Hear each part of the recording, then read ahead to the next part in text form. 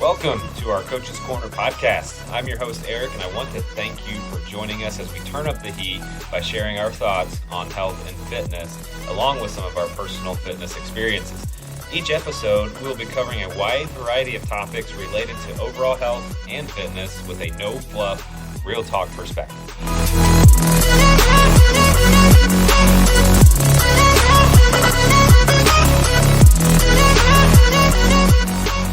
Welcome, everyone, to this week's episode of Coach's Corner. Today, we'll be breaking down resistance training. Sweat doesn't define success. I'm your host, Dana, and I'm also joined by host Eric and host Amy here with me in the studio. What's up, guys? So today, we are bringing our first special expert guest that we've had so far, performance manager at Humana, Matt Hands. Matt, welcome to the podcast. Thanks for having me. I appreciate it.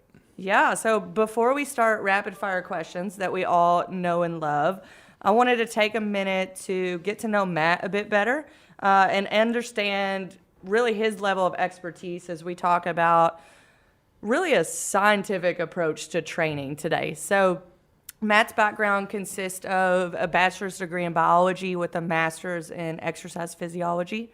Matt was a collegiate athlete himself, playing football. Matt has 7+ years of experience in the fitness industry, predominantly in the collegiate world of sports. So Matt was an assistant sport performance coach at the University of Iowa.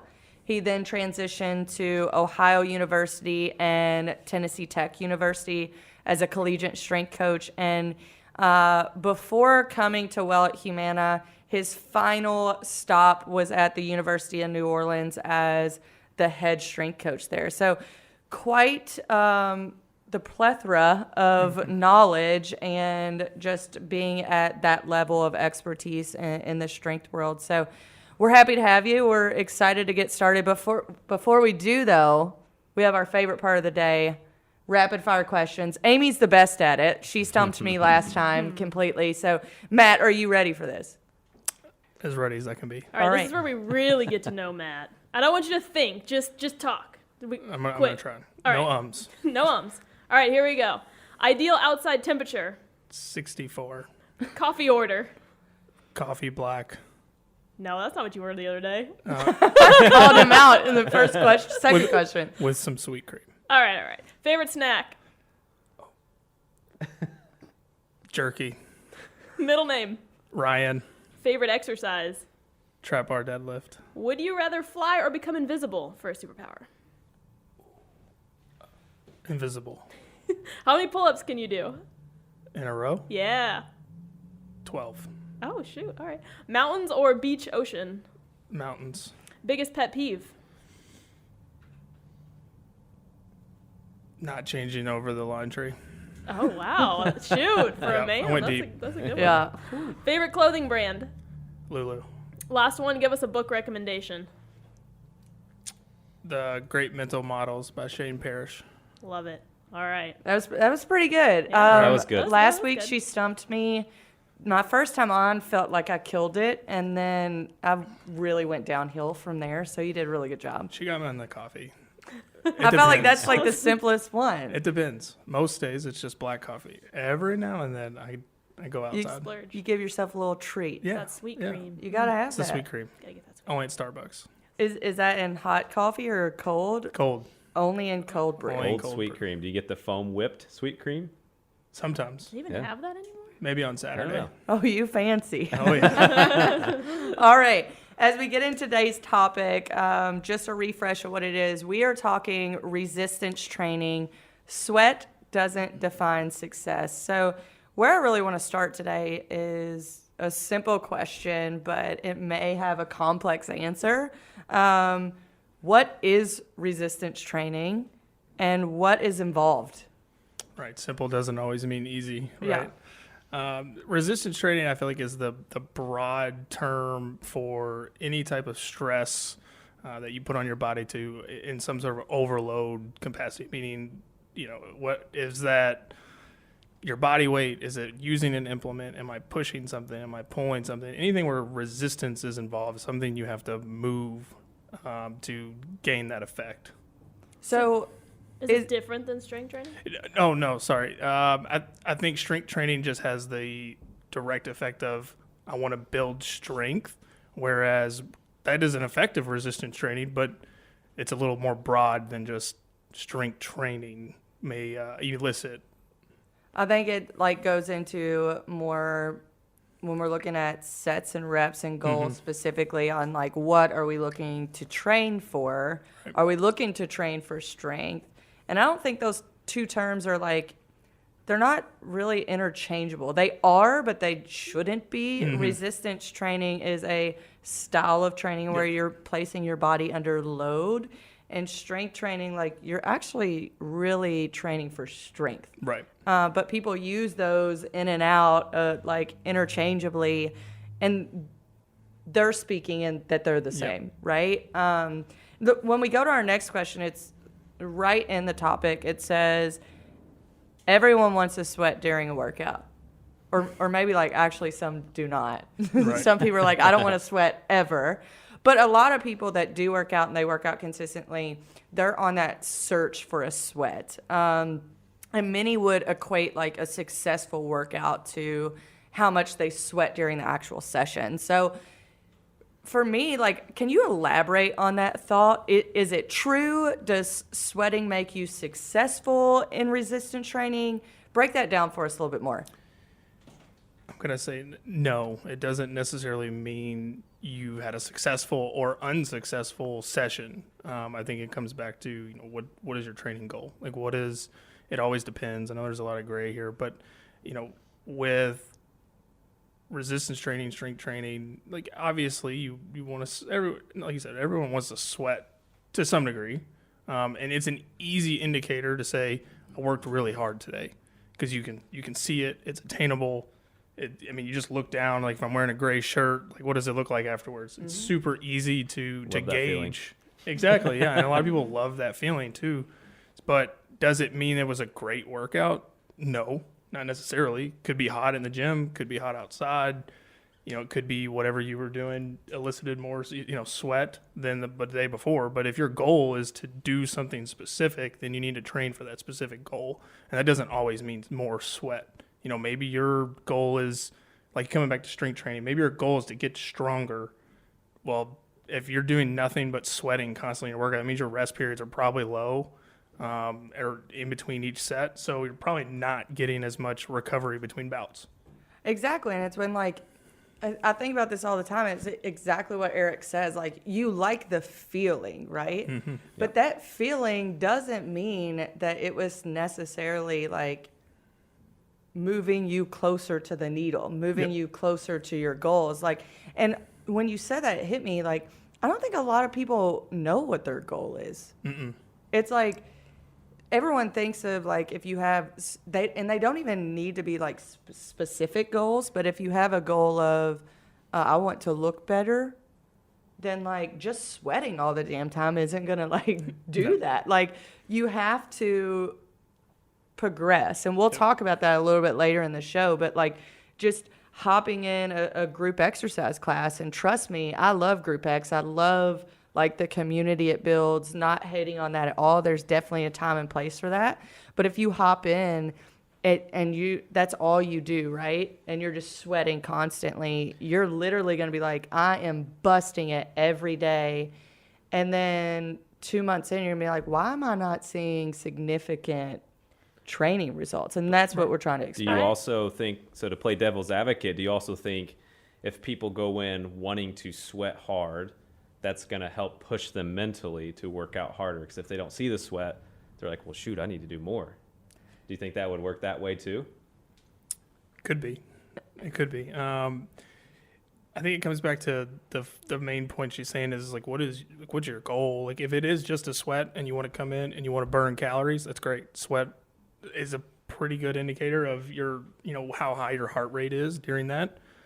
So, that's an effect of your body's response to that exercise. Your body temperature comes up, your heart rate's moving, really fast. So, you're burning a lot of calories, and that, can equate to how much you sweat. But if your goal is just to sweat, then yeah, you can get you in there and you can work harder. Maybe you're battling a cold gym and you need to sweat, so you got 2 hoodies on and a couple pair of pants and you're just trying to sweat. I mean, that's one thing. I mean, there's a lot of different factors that can go into, I guess, motivation. And if that's the motivation you need, that's great. I actually love hearing this. I started a strength plan, more like bodybuilding-ish type, come in, do this. And I wasn't sweating for like 2 or 3 weeks. I'm like, what the heck? Like, is this even a good workout? But I have seen the most body changes from that. Mm-hmm. I've felt the best. I can see the weights going up. I can see myself getting stronger. And because I was in my head like, dang, I'm not sweating. I'm not working hard enough. I need to add more HIIT. I need to go quicker. I need to whatever. But I was seeing results, and it is nice to hear that sweat isn't an indicator, Yeah. which is also nice. It's easier to get ready in the morning when I don't sweat too much. I Exactly. can just kind of do a little wipey Just- wipe and go and on with my go day. on with your work. And I like what Amy said, and this leads me to my next question, Matt, is like Amy mentioned a training plan. And I think this is more or less what we're trying to get at today is what is the difference between working out and a training plan? Because I think some people, I've mentioned the past 2 or 3 years, like I was really tired of following something. I was really tired of being so strict on myself. And so for a period of time, I just wanted to move, right? Like I was doing good to get in the gym 5 days a week. So I just wanted to work out.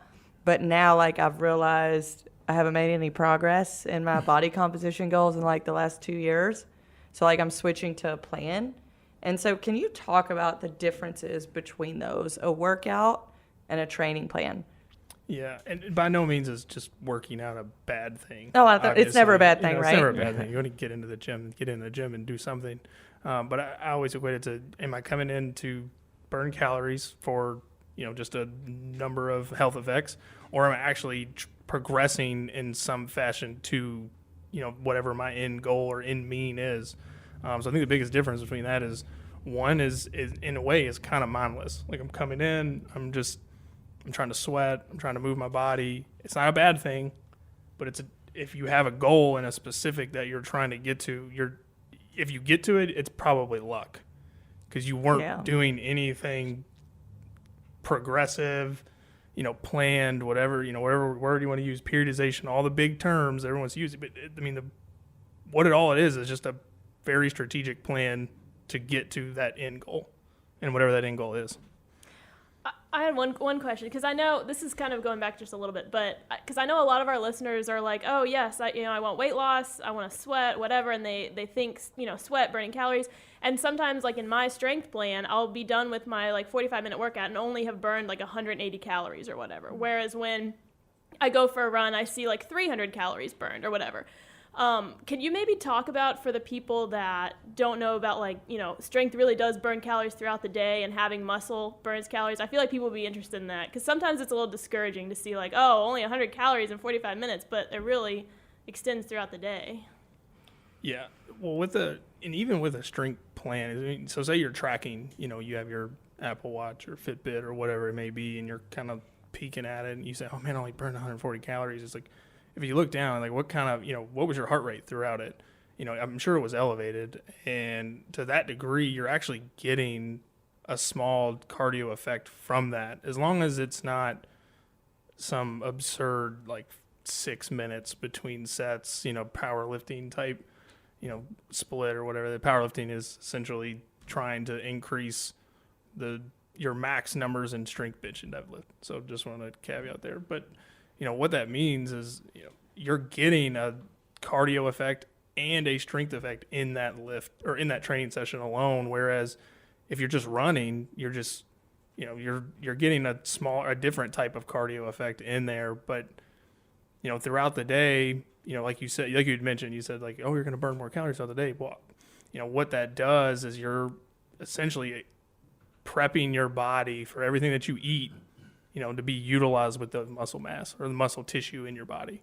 So you're getting a really good effect on, how your body partitions your food throughout the day. You're getting a good cardio effect and you're building strength, which is always a good side effect. Yeah, I mean, like the more muscle you have in your body, the better your metabolic Right. function is going to be. We talked about that in our last episode, and that's really what you're in search for when you're looking at body composition changes, right? And I love that you mentioned, a workout or a training plan, neither's a bad thing, right? Getting in the gym, we've all acknowledged, is a great thing to do. I think with a training plan, when we say like, oh, you need goals, if you don't have them at this point, you just want to be healthy, like that's cool. Yep. But if you have some specifics on you want to change some body compositions, you hear us talk about in a training plan, like you need a progressive plan. And we keep hearing this word like progressive and things like that, where it gets harder over time. Can you, when you're developing a plan, one, what do you mean by saying progressive when we're talking about a training plan? And two, like, how can a plan be manipulated to see like continued progress? So to your first point, with anything progressive, you're trying to add something each week, regardless of whatever that variable is, which we'll get into in a second. But progression just means I'm constantly moving the needle more higher, or I'm doing something more than the previous week. So then you had mentioned, training variables, like what variables can you manipulate? And, that can look at anything like the total volume that you're doing. So volume is essentially sets and reps for that exercise, or it could be the total amounts of sets and reps for the day. It could also be the total amount of sets and reps for the week. So you can have like an intraset volume, a total training session volume, but then you can also have a weekly volume. So that's something that you can look at a little more in depth. Another one is, just the weight itself. So you'll look at what we call intensity. How hard was this? And that number could mean I'm simply adding 5 pounds every week to whatever exercises that you're doing. Or it could be something a little more granular where you have a max effort in that specific training exercise, and you're moving your percentage up 2.5 to 5%. I was going to ask you that. Does that percentage of growth does that happen each week, A, and B, does that go off of your max to see the total, I guess, true strength gained in that progression? Are you asking if the percent max? Yeah, so say you're doing a bench press, your max is 200 pounds, and you want to progress that. Do you go off of the 200 pounds, or do you go off of like the 85% of 200 up to the next level? Yeah, so kind of sort of both in a way. So if if it was 200 pounds and, maybe that first week I do a set and rep scheme with 75%. And then the next week I went 80%. And then the next week 85. And then the next week maybe 90%. All right. And then after that point, maybe I'd retest, and retest that max effort bench press to see if my weight went up. Gotcha. From that point. And I think even if you, like a lot of our listeners may not have, like they don't even have a clue what their max is, or even what a max is at all. Your max is the amount of weight you can lift one time, right? But even if they don't have that, what they can do is just gauge their weight. I think oftentimes people, I'm going to call you ladies out here because I see it with you all the time, is like, and I'm going to challenge you. That's why I'm calling you out. I'm going to challenge you here. Like, I'll see you grab 10s or 15s, right? And your program may count for 3 sets of 10. Well, that whole 3 sets of 10, like you used the 10 pounds and you could have done 20 reps with those. Well, that's not going to elicit any strain on the body or any adaptation that we're looking for. So essentially, you're not stressing the body enough for the body to have to work to heal itself, right? And that's how gains happen. Exactly. That's how changes happen. We use the word in scientific terms, like we are looking for a stimulus to create an adaptation. Well, the stimulus would be the weight lifted. The adaptation would be you get bigger biceps, right? And so the 10 pounds that you could have lifted 20, that's not going to elicit any type of stimulus that we need to adapt to. So one way, long story short, one way you can adjust to that is if your training program's calling for 3 sets of 10 and you're throwing those 10-pound weights through the roof and you could do it 20 times, you need to increase your weight. And a good way that I like to tell people, it's not exact, but it's kind of, it's relative, is if you have 3 sets of 10 and you pick up the 20s your first set and you could do 12 of those, you're probably in a pretty good range. Like I like to say, leave about 2 in the tank. Yep. But if you hit 15, maybe you go up 5 pounds. If you fail and only hit 8, who cares? Oops, yeah. You know you have to drop down. But, like, I think it's always like, oh, I have to hit these with Or do the you weight. even drop down? Do you just do another set of 8? Do another set of 8. Do another set of 8. Right? Everyone thinks it's like, it says 3 sets of 10. I have to hit 3 sets of 10. I would rather you hit 2 sets of 8 at a higher weight Absolutely. to create even more stimulus, right? So I think we get these things in our mind, especially like if we're not accustomed to training that it says 3 sets of 10 and I have to hit that and I can't fail. Well, guess what? The strength world is one place where we love you to fail. Yeah. You need a healthy struggle. Yes. I mean, if you don't struggle on any of your reps anytime ever, you're going to be in the same place. You're going to be in the same place. Like you said, there's no stimulus, there's no change, there's no adaptation to occur. Does that also work for people that are strictly workout at home? They don't have weights. Can they do that progression with body weight, say in like push-ups, squats? Yeah, I mean, Since you it's can, a higher rep, right? So you Right. don't have that stimulus, if you will, to create that adaptation. Does it still work? it could be. You could do a number of things. You could try to get as many reps as you can in a certain blocked time. Maybe it's Okay. 30 That's a good seconds. idea. Or if maybe you change your push-up position. Maybe you put your feet up on a couch or a box or something, and you kind of change the level of difficulty in that body weight exercise. Okay. I think this is a good call out for those people that do go to group classes and stuff like that, because they're the ones, because I see it when I teach group classes, everyone goes for like the dang 10s and they use those for every single exercise in the class. And I think, if you're not going to do a plan and you are a person that likes the energy of a group setting, you can still make that progressive by grabbing heavier weights and challenging yourself and using a heavier weight on your goblet squats than your lateral raises. Some people grab the lightest weight for the lightest exercise, and then you're using like 5s for squats when you should be using like 45. So play with that. If you are going to do like the group class workout setting, you can still be progressive with your weights. That's a great call out. One thing that you can always do is like ask the instructor what they recommend for weight.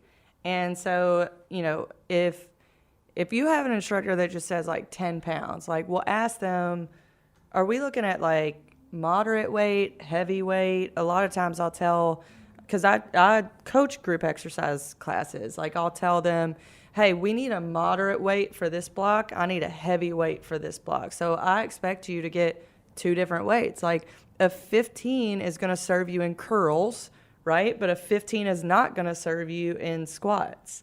And so that's a great call out that you can be at least accurate in your training in like your load that you should be lifting in group exercise classes. And same thing too, if you're going to do that, like don't freak out if everyone else in the class is using their light weights and they're throwing it around doing quick reps. Like focus on yourself, especially if it's a timed workout. Like do your slow heavy reps. Like enjoy that group setting, but you can also make it your own and be progressive about You that be too. you, Amy. You be Yes, you. queen.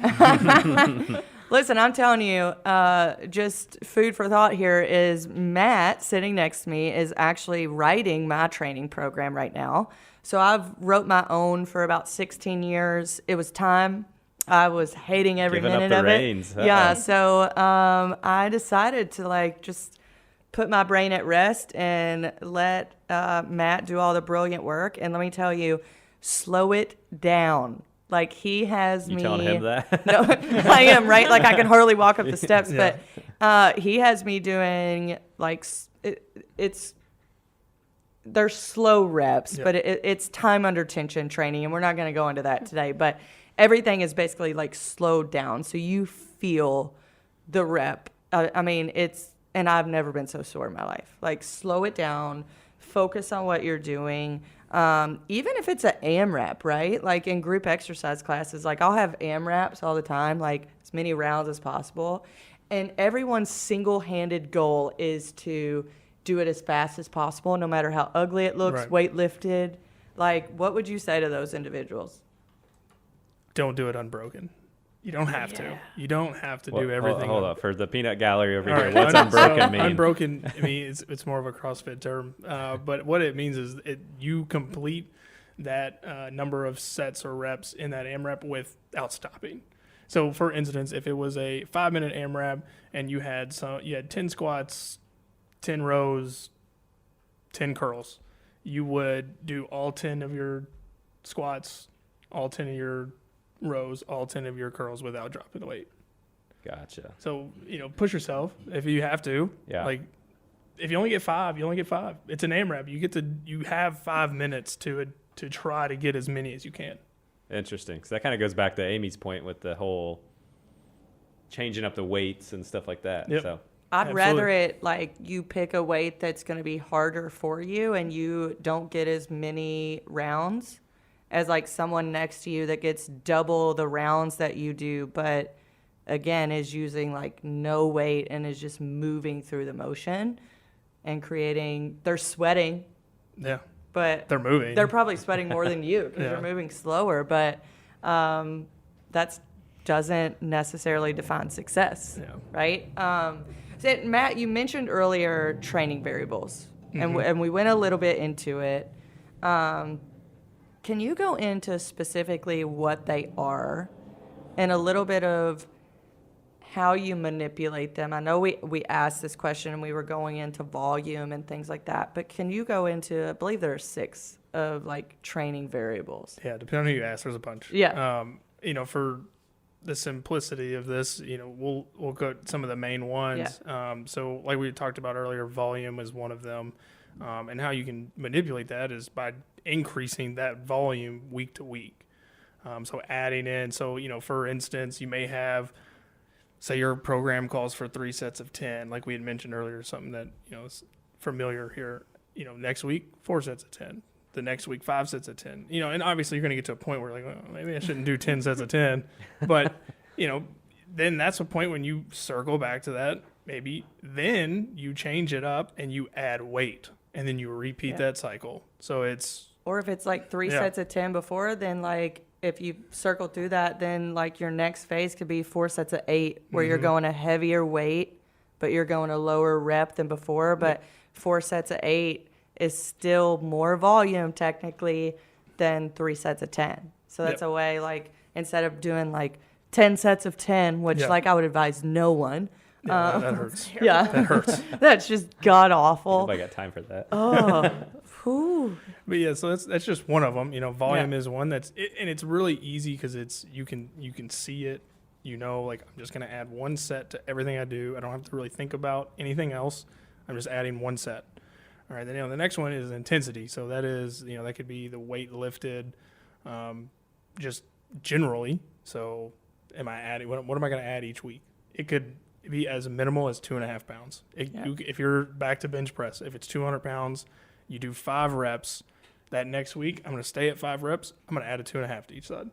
And then the next week, I'm going to add a 5. And then the next week, 5 and a 2.5. Next week, 2 tens. Does volume also work?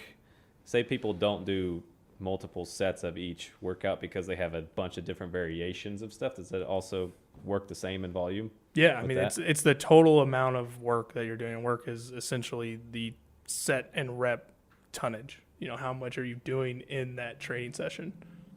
Yeah, so it could be even if you did, let's just make it like super, super easy. If you're doing like a back day, which a lot of that we don't necessarily do. We'll do pushes and pulls. We do movement, right? Not body parts.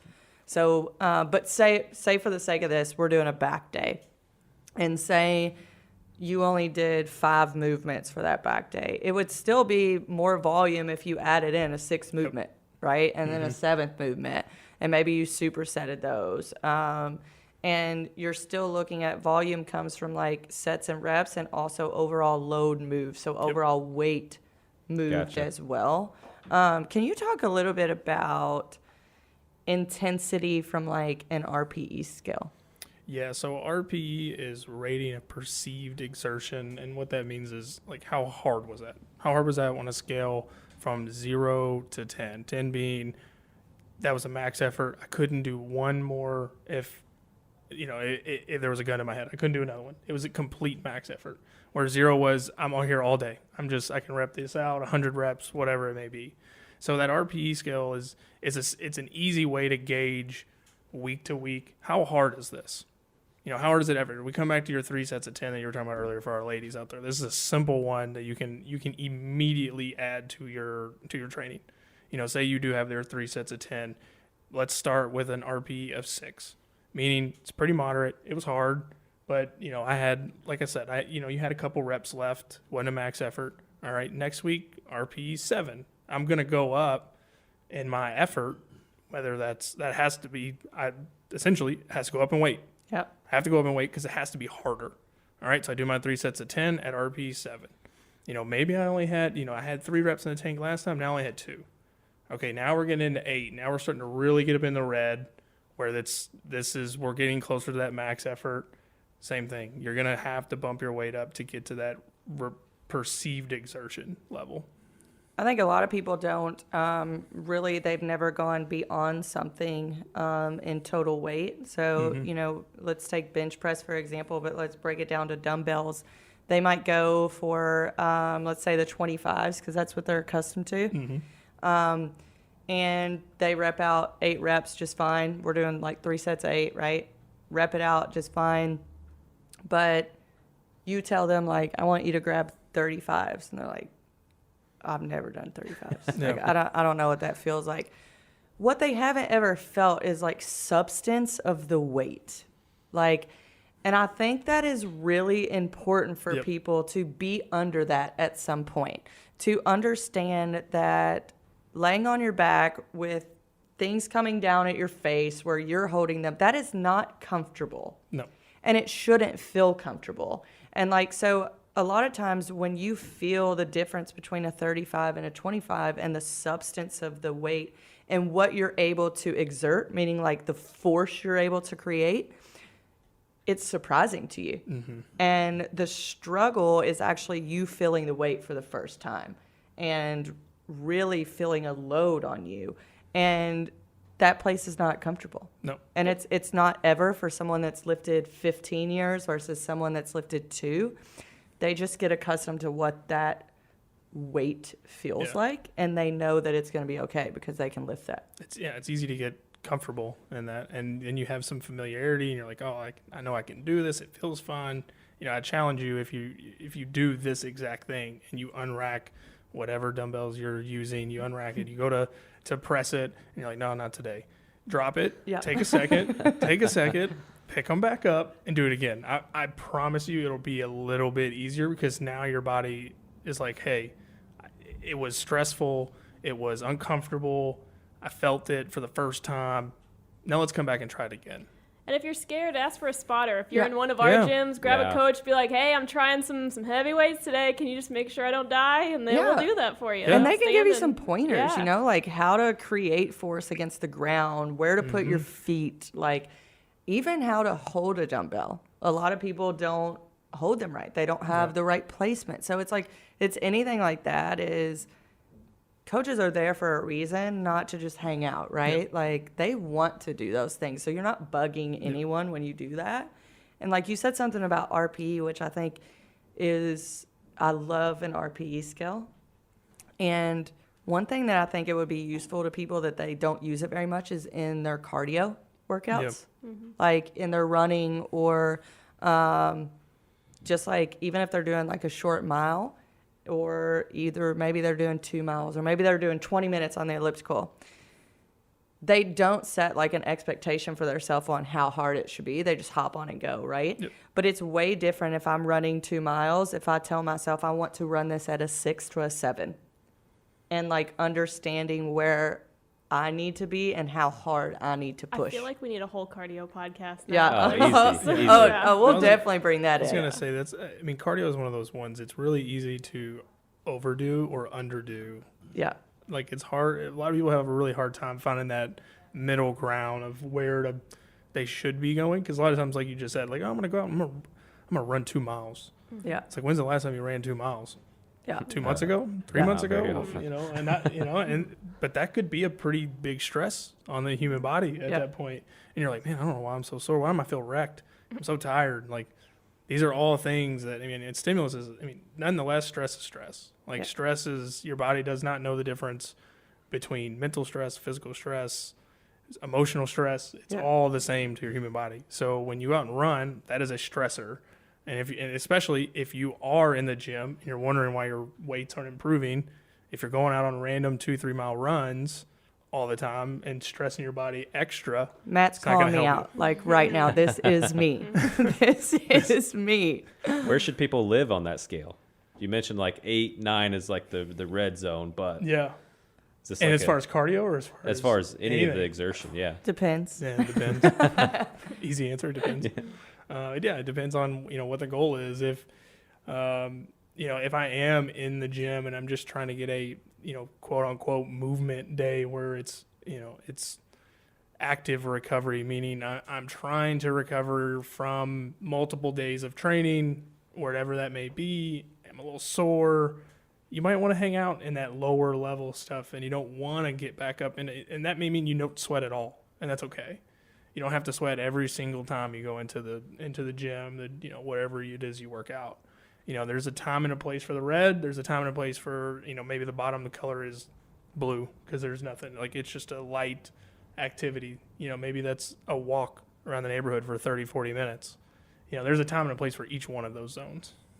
Gotcha. So this leads me to like our next big question on like variables, your training plan, things like this. This is something I hear all the time, and I'm not gonna lie, it gets under my skin a little bit, only because we have had higher education in this, right? At the cellular level with exercise physiology. But the main question is like, why is variation important? So, for example, you hear people say all the time, oh, you need to mix it up, you know, muscle confusion. Yeah. Please debunk this, please. And what do they actually mean when they say muscle confusion? Because I can tell you what, the muscle is not confused, No, but it's not. we're gonna shed some light here. Yeah, the muscle doesn't have its own brain. So Yeah. it's Muscles are dumb. It's not getting confused.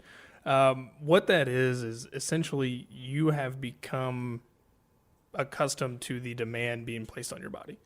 You know, there is anytime a stimulus is given, you know, your human body you're going to react to that. And over time, it's going to be easier, and it's going to get easier and easier because you've seen it. I mean, you could relate this to things in just everyday life too. Like, maybe you're not a good public speaker, but if you go and public speak once and then twice and the third time, it's going to get a little easier every time. So it's all about stimulus. And like you said earlier, like, you know, you're chasing a specific adaptation.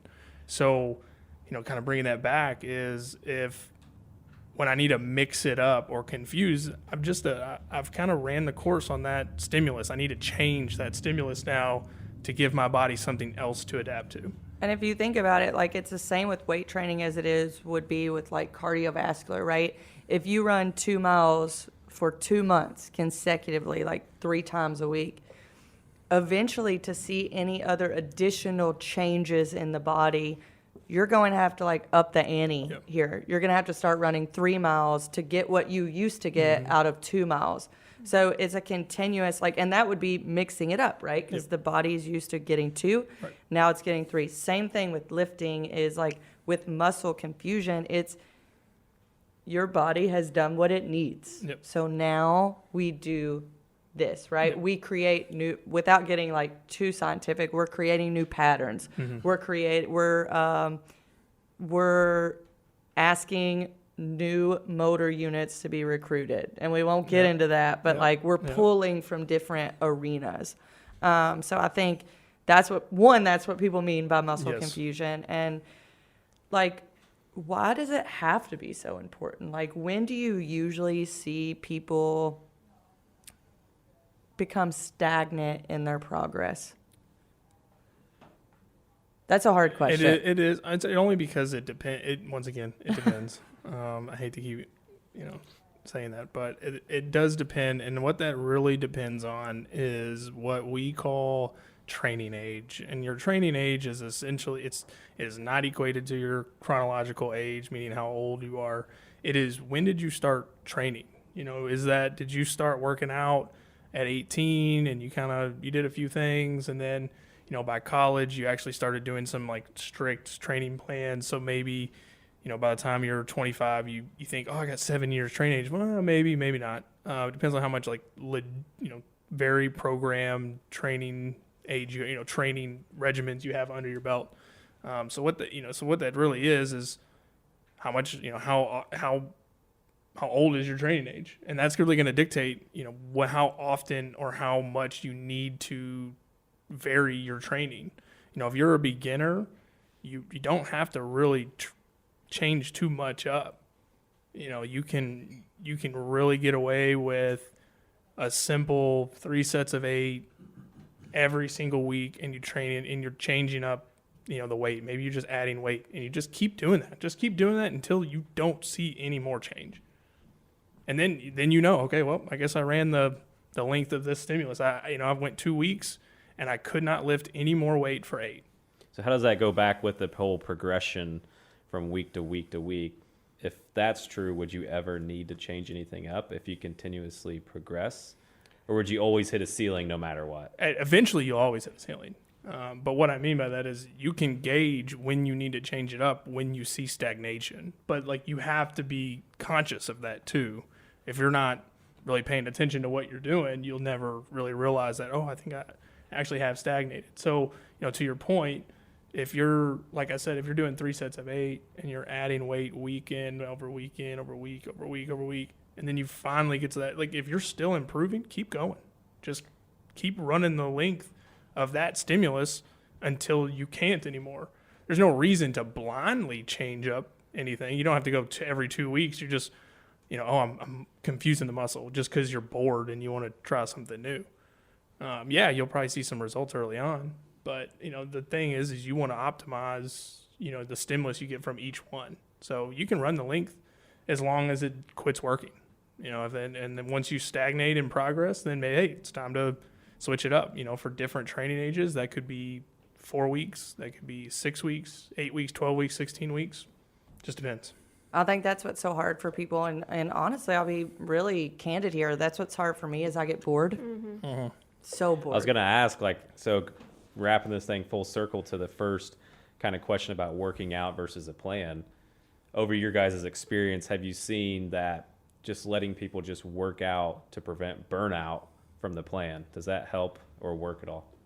It's unstructured. Yeah. Right. Unstructured, kind of mindless, if you will. Yeah. There's, once again, time and a place. If you've been in a grueling workout plan that training plan that you've been doing for 16 weeks, you just need some time to unplug for a little bit. No structure. In the past, I've done this before. I've programmed this for people. Hey, you come in and you get, the main lifts that person was trying to improve on. We're still gonna do these, but everything else unstructured. Do whatever you want.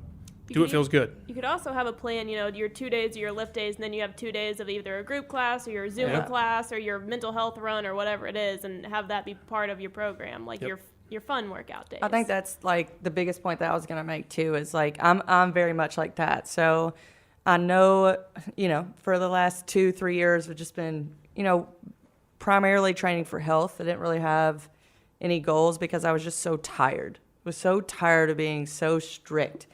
And now I'm ready to hop back on that, but I also get very bored very easy, but I know I need structure in my plan to properly progress. So meaning exercises aren't changing every week, right?